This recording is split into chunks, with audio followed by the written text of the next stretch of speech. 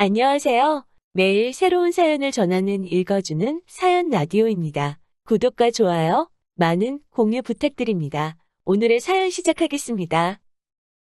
여자입니다. 아니, 였습니다. 라고 하는 게 맞겠네요. 곧 이혼장 집어던져줄 계획이거든요. 저도 부모님이 있고 자식된 도리가 무언지도 잘 알고 있습니다. 시부모님이 말 그대로 시부모님이지. 정말 극극소수의 상황을 제외하고는 결국 제가 시부모님에게 진짜 딸이 될 수 없듯이 저한테도 시부모님이 진짜 부모님이 될 수는 없는 노릇이잖아요. 시부모님께 제가 친정부모님께 하는 것처럼 잘 할 수는 없지만 그래도 최대한 잘하려고 노력했습니다. 자격지심 비슷한 마음을 가지고 성질 부리는 남편 때문에라도 제가 어떤 부분, 특히 경제적인 부분에서는 친정부모님께 하는 것보다 일부러 더 신경 써서 해드린 부분도 있었어요. 그런데 호의가 계속되니 그게 당연한 줄 알더라고요. 그것 때문에 대판 싸우고 지금 이 지경까지 왔습니다. 남편하고는 연애 결혼을 했는데 연애하는 동안 그렇게 큰 문제가 없었어요. 제가 연봉이 조금 더 높기는 했지만 제가 다니는 회사 분위기가 여자가 높은 자리까지 올라가기 힘든 구조고 승진 누락도 자주 되는 편이라서 나중에 가면 제대로 승진하는 남편에게 따라잡히는 건 시간 문제라고 생각해서 1년에 돈 몇백 더 번다고 제가 손해보면서 하는 결혼이라는 생각은 해본 적 없었어요.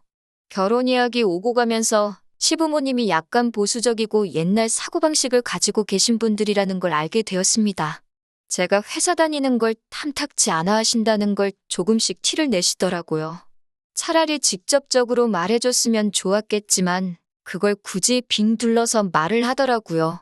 우리 아들, 다른 건 몰라도 꼭 아침은 먹고 출근해야 하는데 둘 다 회사원이면 아침에 식사 준비를 할 정신이 없지 않겠냐면서 들으면 꼭 저희 아침밥 걱정해 주시는 것처럼 말해 주셨지만 누가 들어도 그게 저랑 남편 아침 거르고 출근하게 될까봐가 아니고 우리 아들 아침 굶길 생각 하지 마라. 내가 데리고 살 때는 아침밥 무조건 챙겨 먹였으니 너도 그렇게 할 수 있도록 해라 강요하는 말처럼 들렸어요.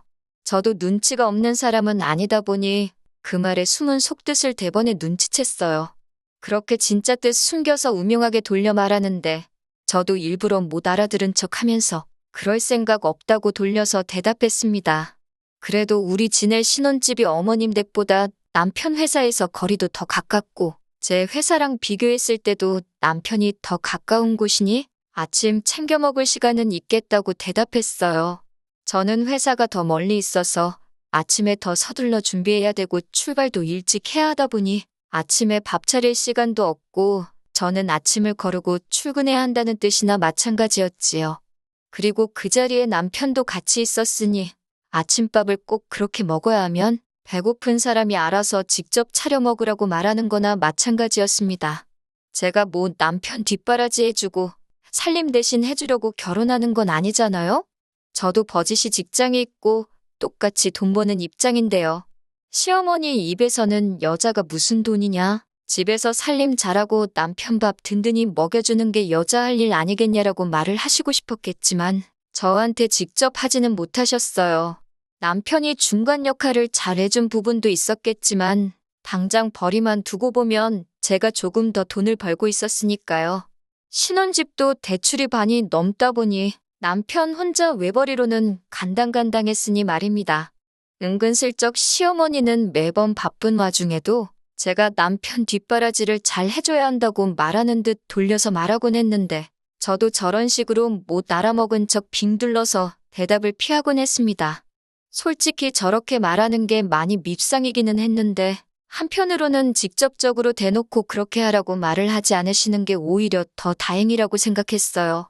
직접적으로 말했으면 저도 싫다는 거절을 했어야 했는데 그렇게 의견 차이가 생기고 한 명은 시키고 한 명은 시키는 거 하기 싫다고 하고 그러고 있으면 정말 걷잡을 수 없이 일이 커지고 감정의 골만 더 커졌을 테니까요.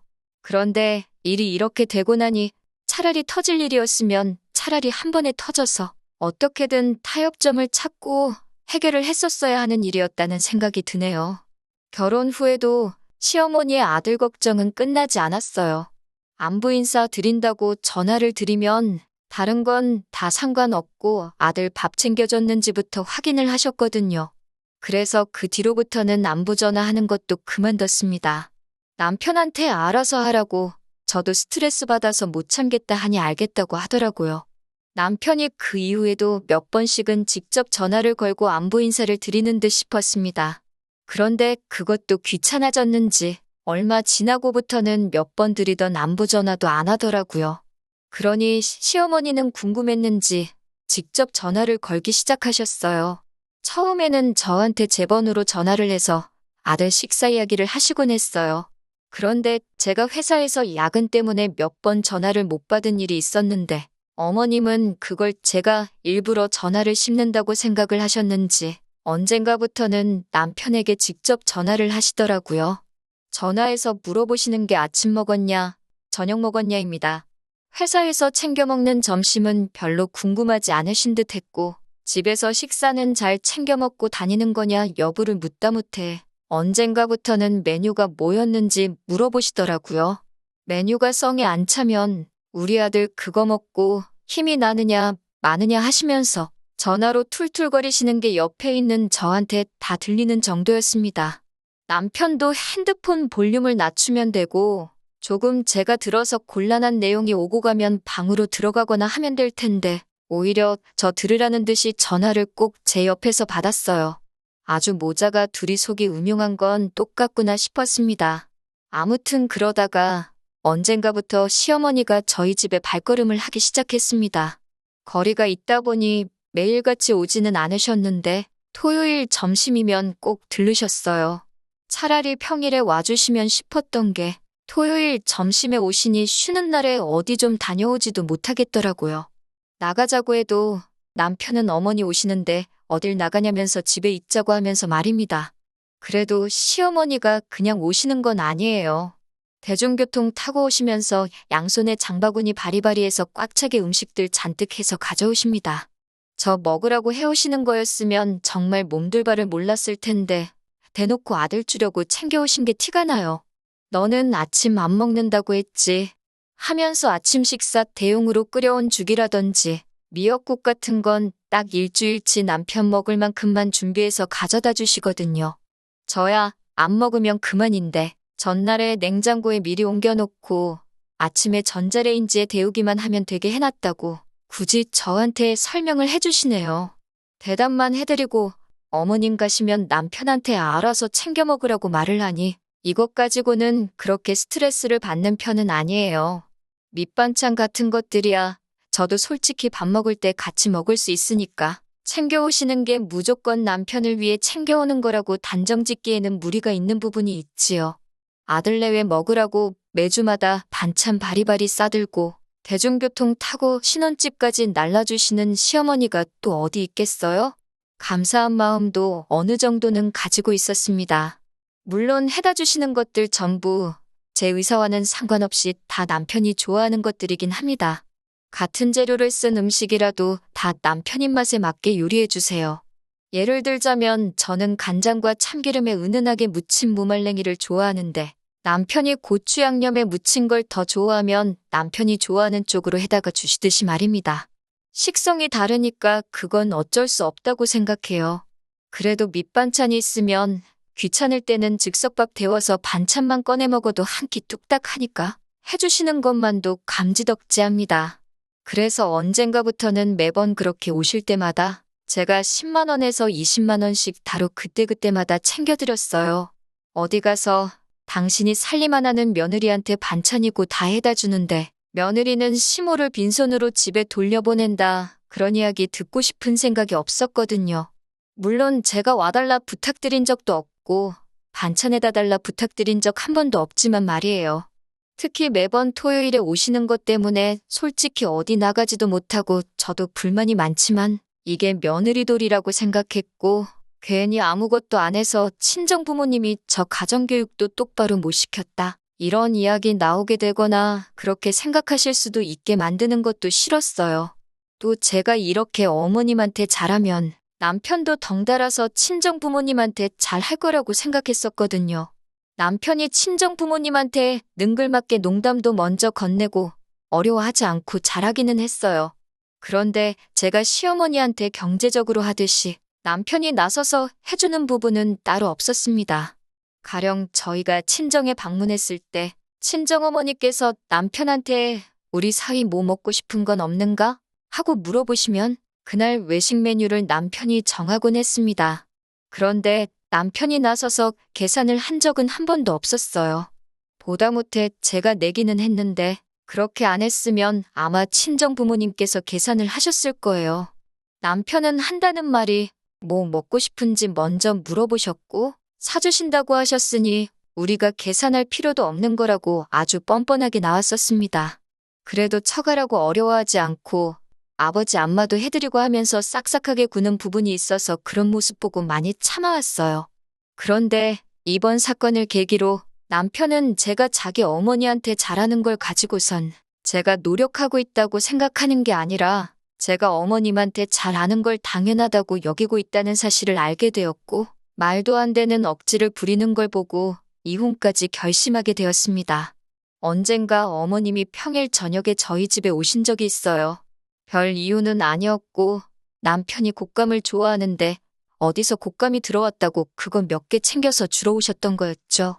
저는 먹지도 않는 과일이기도 하고 그날 저는 퇴근이 늦어서 집에 없었습니다.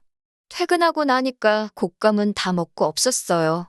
좋아하는 과일도 아니기에 별로 서운하지도 않았습니다. 그런데 어머님이 굳이 저를 보고 가야겠다고 기다리고 계셨다는 거예요. 저를 그렇게 보고 싶어 하실 분이 아니었는데 웬일로 그러시나 했어요. 인사를 드렸는데 반응도 뜨뜻미지근하시고 저도 어서 빨리 옷 갈아입고 쉬고 싶은데 어머님은 그냥 소파에 앉아서 TV만 멀뚱멀뚱 보시지. 저를 기다리셨다는 분 치고는 너무 관심조차 주지 않으시더라고요. 저도 뭔가 싶어서 일단 옷 좀 갈아입고 오겠다고 방으로 들어왔습니다. 그런데 남편이 저를 따라 들어오더니 평소에는 여우 같더니 오늘따라 왜 이렇게 눈치 없는 척을 하고 있냐고 하면서 어머님 용돈이 필요하시니까 온 거 아니겠냐고 돈을 내놓으라고 하더라고요. 주말에 반찬 같은 거 주고 가실 때야 무조건 제 건 아니지만 저도 받은 게 있으니 드리는 건데 이게 오실 때마다 드리다 보니 제가 무슨 돈 필요할 때 집에 들르시기만 하는 ATM 기계 정도로 생각하셨나 봐요. 지난 주말에 오셨을 때 드리지 않았느냐. 3일 만에 다시 오신 건데 돈을 왜 또 드려야 되냐고 남편한테 되물었습니다. 생활비 제외하고 나머지 돈은 반반 결혼했으니 각자 관리하기로 해서 그렇게 하고 있었는데 용돈을 드리고 싶으면 이 돈으로 드리면 되지. 왜 나한테 주라고 하는 거냐고 한마디 했어요. 남편은 저한테 한다는 말이 시부모는 며느리가 챙겨야지 진짜 효도 아니겠냐고 하는 거예요. 어이가 없어서 지는 장인장 뭐 얼마나 잘 챙긴다고 저렇게 말을 하고 있으니 어이가 없더라고요. 그러더니 이어서 저한테 그럴 게 아니라 자기 어머니한테 신용카드 하나 만들어주라는 겁니다. 어떻게 어머니가 용돈 필요하실 때마다 매번 여기로 돈 받으러 오시라고 할 수 없지 않냐고요. 제가 뭘 잘못 들었나 싶었습니다. 용돈을 드리라는 것도 어이가 없고 드릴 거면 이 돈으로 주라고 하고 있는 상황인데 한다는 말이 저보고 지금 시어머니 신용카드 하나 만들어 달라고 하니 말이지요. 제가 매주 드리는 돈도 있는데 신용카드가 어디에 필요해서 만들어 드리라 하는 거냐 따졌습니다. 그런데 어머님이 밖에서 저랑 남편 말을 듣고 있으셨는지 다투는 소리가 나니까 방문을 활짝 열고 들어오시더라고요. 오시고 싶을 때마다 맘대로 오시는 것도 모자라서 안방문까지 벌컥벌컥 열고 들어오시니 그때부터 점점 저는 기분이 나아질 일이 없었어요. 그런데 방문 열고 들어오셔가지고는 하신다는 말이 며느리가 할 일을 당신이 대신 해주고 있는데 그깟 돈이 아깝냐는 겁니다. 동네의 다른 집들 보면 다들 며느리들이 시어머니를 하늘같이 우러러본다면서 회사를 나가기는커녕 시간 있을 때마다 시댁에 와서 집 청소며 빨래같이 집안일을 해주고 간다는 거예요. 당신이 그런 효도 받고 싶다고 그러는 것도 아니고 제가 바쁜 걸 아니까 남들 효도해주는 만큼 제가 경제적으로 해주면 되는 거 아니냐고 하시는 겁니다. 도대체 그런 며느리가 어디 있냐고 했어요. 차라리 저보다 용돈을 더 잘 주는 며느리가 있다면 믿겠는데 제 또래 여자들 중에 부르지도 않은 시댁에 매일같이 방문해서 스스로 식모 노릇하면서 사는 여자가 정말 세상에 있냐고 했죠. 지금 제가 드리고 있는 것도 결코 적은 돈 아니고 다른 집 며느리였으면 어머님 매주 주말마다 오시는 건커녕 집 근처에는 얼씬도 못하시고 저희가 찾아뵐 때 아니면 아들 얼굴 보기도 힘든 게 현실이라고 말씀드렸습니다. 그러니 시어머니는 노발대발하면서 지금 자기가 거짓말을 하고 있다고 말하고 싶은 거냐면서 시모가 며느리 본다고 이 밤늦은 시간까지 기다렸으면 가만히 돈 10만 원 찔러주면 되는 거지. 그깟 돈 좀 부린다고 유세를 부리냐고 소리를 고래고래 지르시더라고요. 남편도 저한테 왜 그러니까 일을 크게 만드냐고 돈 조금만 들이면 끝날 일 아니냐고 하는데 어이가 다 없더라고요. 일 크게 만든 것도 그쪽이고 돈 조금 들이는 것도 지 돈 들였으면 되는 거 아니었나 싶었어요. 막말로 제가 씹고 뜯어볼 곶감 찌꺼기라도 있었으면 인사치레로 돈 3만 원 정도는 들였을 텐데 가져온 건 며느리 없는 동안 지들이 다 처먹어 놓고 오가느라 고생했으니 돈 내놓으라고 하는 게 날강도도 그렇게 돈을 뜯어가지는 않겠다 싶더라고요. 말 많아지고 시끄러워지는 것도 짜증나서 지갑에서 10만 원 꺼내서 드렸습니다. 시어머니는 결국 자기가 이겼다고 생각했는지 의기양양해서 그 돈 받자마자 정말 1분도 안 지나서 짐 싸들고 돌아가셨어요. 남편은 저한테 그러니까 이렇게 쉽게 끝날 걸 질질 끌어가지고 서로 다 기분 상하고 마음 상하게 만드냐고 하면서 잔말 말고 신용카드 만들어서 오라고 하더라고요. 제가 달라는 돈을 쉽게 넘겨주기는 했지만 이 일을 더 이상 쉽게 넘길 생각은 없었습니다. 쉽게 넘겼다간 제 자신이 이 집의 며느리가 아니라 시어머니의 개인 지갑이 돼버린다고 선언하는 거나 마찬가지였으니까요. 제가 제 몸을 스스로 지옥불에 던져버리면서까지 살아야 할 필요가 없다고 생각했습니다. 그래서 더 이상 어머님한테 드릴 돈은 없고 너한테도 기대하는 거 없다고 이혼하자고 이야기를 꺼냈습니다. 혼수해놓은 건 다 친가로 가져갈 거고 나머지 집에 들어간 돈은 알아서 보내달라고 했어요. 알아서 안 보내면 이혼소송이든 뭐든 간에 내가 얼마 손해를 보던지 상관하지 않고 위자료까지 해서 어떻게든 너한테 큰 손실을 입히겠다 한마디 했습니다. 이혼하자는 말에 남편은 벌써부터 얼굴이 새하얗게 변해서는 미안하다고 사과를 하더라고요. 엄마가 대중교통 타고 고생해서 온 모습을 보니 자식된 도리로 그냥 두고 볼 수는 없었다나요? 효도가 하고 싶으면 네 돈으로 하라고. 왜 니네 엄마한테 효도할 때만 내 지갑을 네 지갑처럼 쓰려고 하는 거냐고 하니까 무작정 미안하다고 다음부터는 그러지 않겠다고 하더라고요. 내 돈으로 생색내면서 효도할 때부터 그 정도 각오가 없었던 거냐고 물으니 아무 말도 못하더군요. 일단 제가 짐을 빼서 집을 나가고 싶었지만 피곤했던 관계로 그날은 그냥 집에서 하루를 더 보냈습니다. 자꾸 옆에 와서 사과하려고 들길래 서재에 입으라고 베개 들고 들어가서 문 잠궈 놓고 잤네요.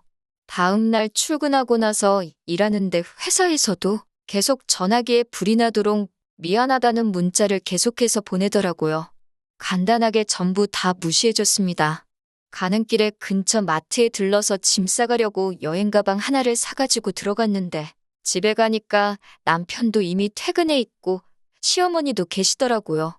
저한테 그동안 제가 그렇게 마음고생하는지 몰랐다고 사과하시면서 여태 제가 줬던 돈이라고 하면서 봉투를 내미시더라고요. 여태 제가 드린 돈은 맞는데 여태 쓴 건 빼고 현재 남은 돈만 가지고 오셨더라고요. 봉투 안에 50만 원 조금 넘게 있었는데 이건 그냥 여태까지 제가 먹은 반찬값 할 테니까 필요 없다고 가지라고 했습니다. 어떻게든 이혼 못하게 하려고 저를 붙잡으시는데 왜 그러시냐고 물었어요. 제가 주는 돈이 필요해서 그런 거냐 아니면 아들 뒷바라지 해줄 여자가 필요해서 그러시는 거냐고요. 저는 어머님 돈 필요할 때마다 돈 드리는 지갑 노릇도 하고 싶지 않고 남편 밥 때마다 밥 챙겨주면서 부엌대기로 살고 싶은 생각도 없다고. 그러면 어머님도 솔직히 제가 있거나 없거나 달라지는 거 없지 않냐고 했어요. 혹시나 아들 이웃남 만들기가 싫어서 그러시는 거냐 했더니 아무 말도 못 하시더라고요. 짐 싸고 있는 저한테 두 사람이 동시에 달려들어 사과하는데 솔직히 뭐라 하는지도 들리지 않았습니다.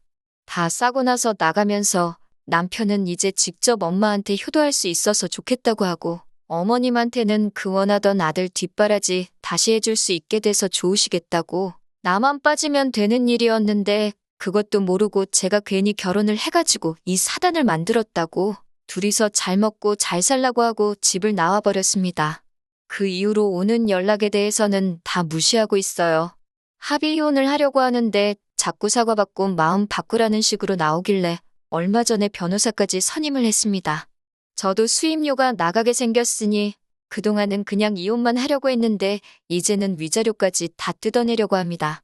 저도 더 이상 믿지고 장사할 수는 없는 노릇이잖아요. 욕심은 끝이 없다더니 그 말이 괜히 있는 말이 아닌 것 같네요. 가만히 냅뒀으면 어련히 제가 며느리돌이 다 하면서 적당히 효도받으시며 살았을 텐데 매주 찾아와서 수금해가는 것도 귀찮아서 신용카드를 만들어 오라니 욕심이 너무 과했지요.